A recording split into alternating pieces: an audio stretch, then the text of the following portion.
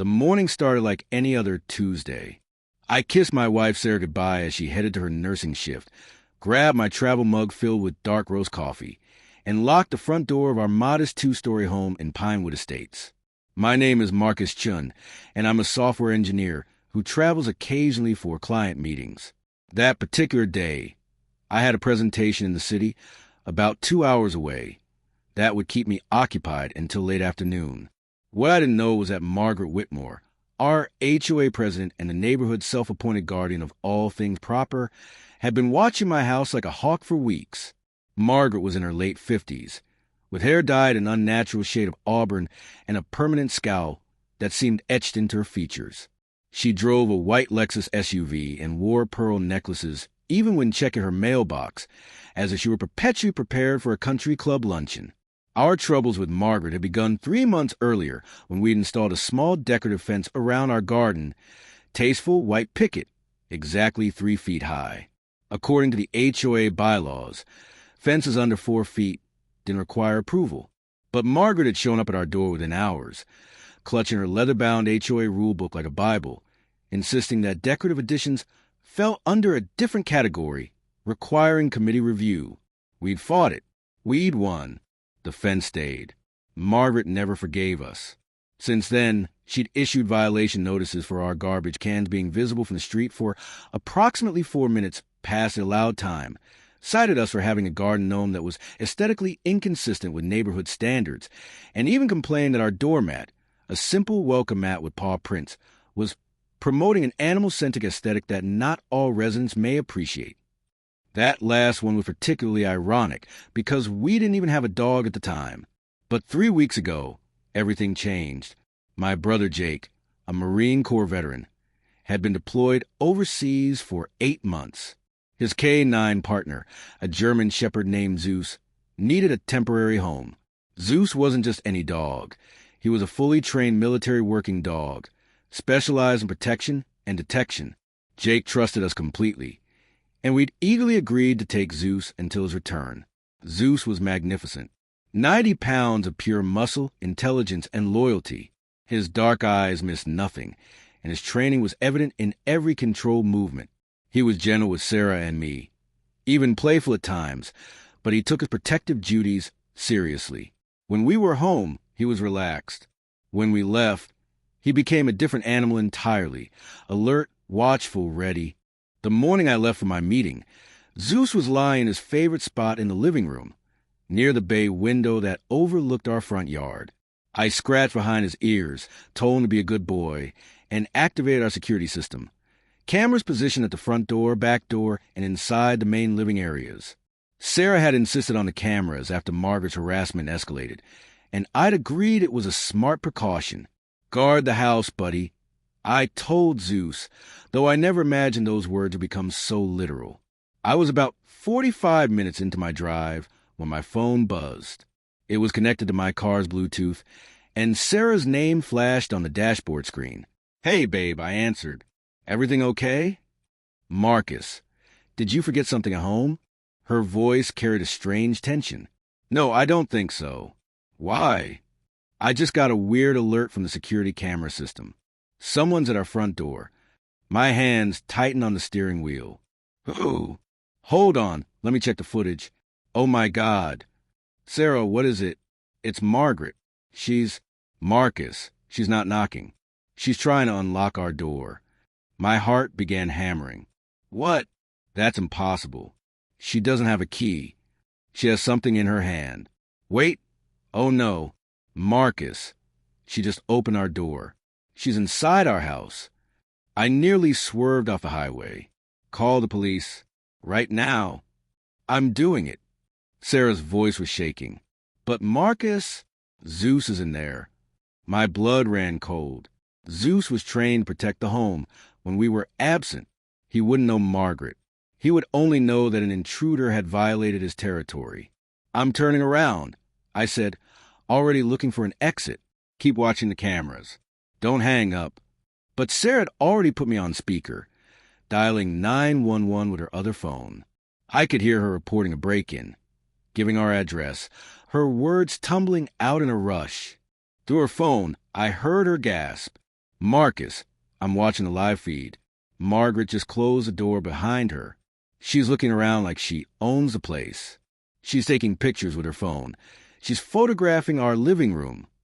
Rage flooded through me, hot and immediate. That's breaking and entering. That's a felony. She's walking further in, Sarah continued, her voice barely a whisper. She's heading toward the kitchen. Oh, God, Marcus. Zeus is standing up.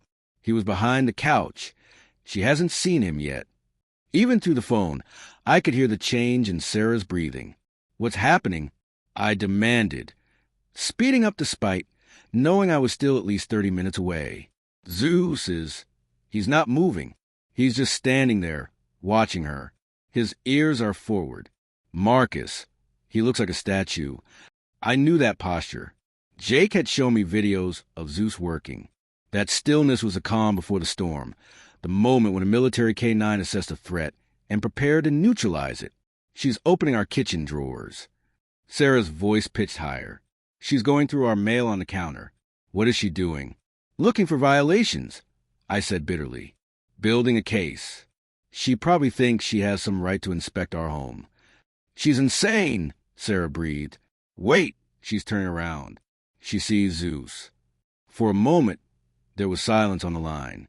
Then, through Sarah's phone, I heard it, a scream. High-pitched, terrified, primal. Sarah, what's happening? Zeus is... Oh my God, Marcus, he's not attacking her. He's blocking her. She tried to run back toward the door, but he cut her off. He's standing between her and the exit, and he's not letting her move. I could picture it perfectly. Zeus in full protection mode, hackles raised, every tooth visible, a low growl rumbling from his chest. Not attacking, but containing, holding the threat in place. More screaming came through the phone, Margaret's voice hysterical. Get away from me. Get away. Help. Help. She's trapped, Sarah said, and I detected a note of grim satisfaction in her voice. Every time she tries to move toward any door, Zeus blocks her. She's backed into the corner by the refrigerator. She's crying. Good, I said coldly. Let her cry. The police are coming, right? They said 5 minutes. Oh! Margaret's trying to call someone. She pulled out her phone, but her hands are shaking so badly she dropped it. Zeus just barked, a big, loud bark, and she screamed again. Despite the severity of the situation, I felt a fierce pride in Zeus. He was doing exactly what he'd been trained to do: contain a threat without unnecessary violence, hold position, protect the territory. Marcus, the police are here. Sarah's relief was palpable. I can see the cars on the camera feed. 2 patrol cars just pulled up. Tell them someone broke into our house and is currently inside. Tell them we have a trained K-9 on the premises. I heard Sarah relaying the information. Then came the sounds of heavy footsteps, official voices, someone banging on the door. Police, open the door. Through the camera feed audio that Sarah was monitoring, I heard Margaret's desperate voice. Help me. I'm in here. There's a vicious dog. It won't let me leave. Ma'am, who are you? An officer's voice called. Are you the homeowner? A pause. Then quieter, ashamed. No. I'm the HOA president. And how did you get inside the residence?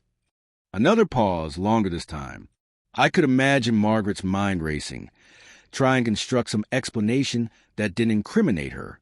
I use the emergency HOA access key. I had concerns about... The what? The officer's voice sharpened. Ma'am, are you telling me you have unauthorized access to private residences? I arrived home 20 minutes later to find 3 police cars in my driveway, neighbors clustered on the sidewalk, and Margaret Whitmore sitting in the back of a patrol car, her perfect auburn hair disheveled, mascara running down her face, still shaking. Inside, I found Zeus sitting calmly in the living room, his tail wagging slightly when he saw me, as if to say, see, I did my job. The senior officer, a woman named Detective Rodriguez, explained what they'd pieced together. Margaret had somehow obtained a copy of the master key from the property management company years ago, supposedly for emergency access. She'd been using it to conduct unauthorized inspections of homes when residents were away. looking for violations, taking photos, and building cases against people she deemed problematic. "She has files," Detective Rodriguez said, shaking her head in disbelief. "Literally filing cabinets in her garage filled with photos of people's interiors. We're going to need to contact every resident in this HOA. This is a massive violation of privacy." Sarah had arrived home from her shift, and we stood together, watching as Margaret was officially placed under arrest. Breaking and entering, trespassing, invasion of privacy. The charges kept mounting. Before they drove her away, Margaret looked at me through the patrol car window. Her expression was no longer imperious or superior. It was defeated, humiliated, destroyed. I felt Zeus press against my leg, solid and reassuring. "Good boy," I whispered, scratching his ears. "Very good boy." The story spread through Pinewood Estates like wildfire. Within days, the property management company was facing lawsuits. The entire HOA board was dissolved. And Margaret Whitmore, the woman who'd made it her mission to police everyone else's lives, faced criminal charges that would follow her for years. As for Zeus, he became a neighborhood legend. Parents pointed him out to their children as the hero dog who caught the bad lady. Kids asked to pet him during our walks, and he accepted their attention with patient dignity. When Jake returned from deployment 2 months later, I almost didn't want to give Zeus back. "He saved us," I told my brother, watching Zeus and Jake's reunion. Not just from Margaret, but from who knows how many future violations of our privacy. Jake grinned, hugging his partner. That's what he does. He protects what matters. Sometimes I still think about that morning, about Margaret's arrogance leading her through our front door, her certainty that she had the right to invade our space. And I think about Zeus, patient and powerful, waiting in the shadows. Justice, I learned, sometimes has 4 legs and a wagging tail.